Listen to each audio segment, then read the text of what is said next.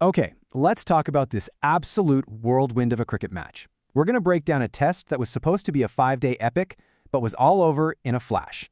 This is the story of the Perth pasting. You know the Ashes. It's the absolute pinnacle of Test cricket, right? A true marathon of skill, endurance, and pure mental grit, usually playing out over almost a month of super intense competition. It's the kind of series that forges legends. But this time, it wasn't a marathon. It was a flat-out sprint.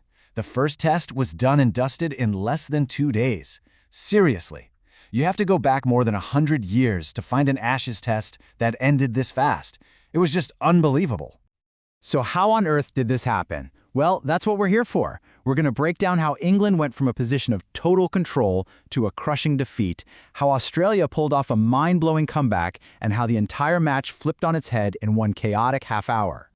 I mean, just to put this into perspective, the last time an Ashes match was this short was 1921. The world was a totally different place. For this to happen in the modern game is, well, it's almost unheard of. I feel for the fans who had tickets for days 3, 4, and 5. And here's what makes it so staggering. Just think about where England were at the start of day 2. They had a first innings lead, they'd bowled Australia out for a low score, and they were completely in the driver's seat. It felt like a 1-0 series lead was a total foregone conclusion. And if you want to see just how strong their position was, look at this. By lunchtime on day 2, England were 65 for just 1 wicket down. Their overall lead was already a really healthy 99 runs on what was a pretty tricky pitch.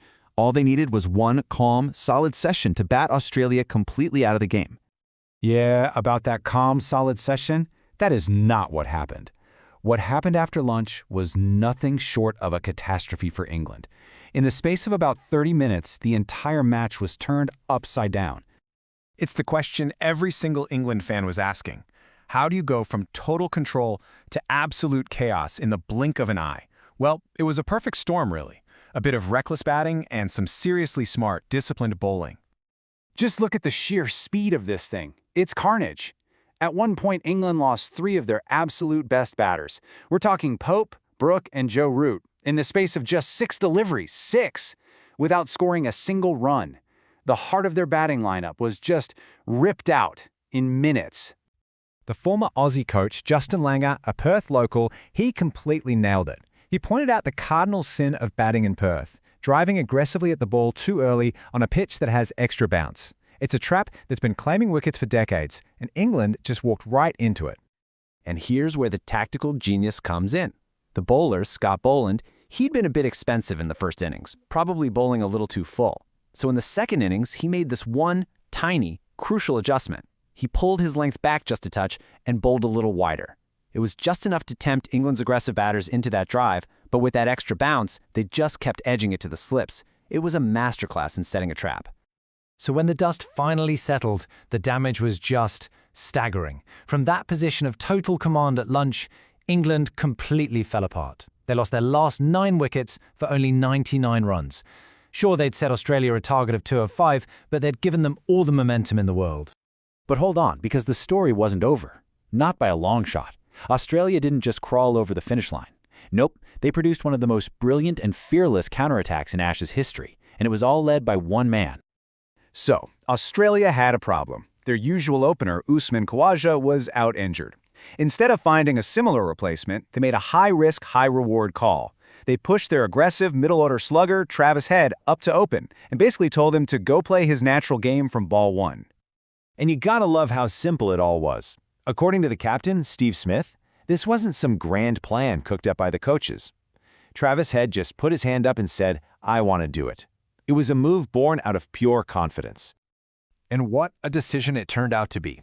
Head didn't just score a few runs, he absolutely demolished the English bowling attack, smashing a spectacular 123. And he did it at a ridiculous pace, facing just 83 balls. I mean, he took the game completely away from England before they even knew what hit them. And here's the stat that just makes your jaw drop. Head got to his 100 in only 69 balls. 69!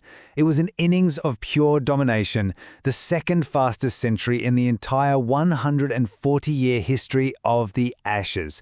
Just a truly historic performance. Former England captain Nasser Hussain summed it up perfectly. You know Bazball, England's whole philosophy of fearless, aggressive cricket? Well, it got turned right back on them. As Nasser said, he Bazballed England's Bazballers. They got a brutal taste of their own medicine.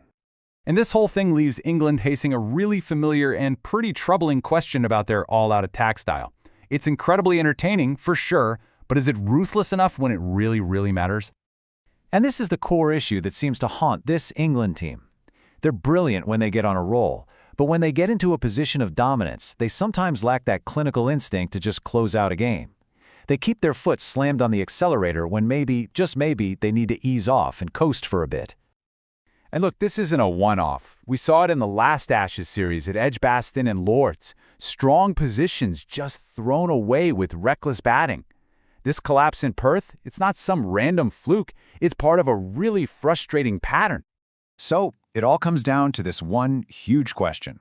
England has proven they can thrill us and entertain like no other team in the world. But can they learn to be killers? Can they find that ruthless streak to turn these dominant positions into actual wins? The answer to that question is probably going to decide the fate of the entire Ashes series.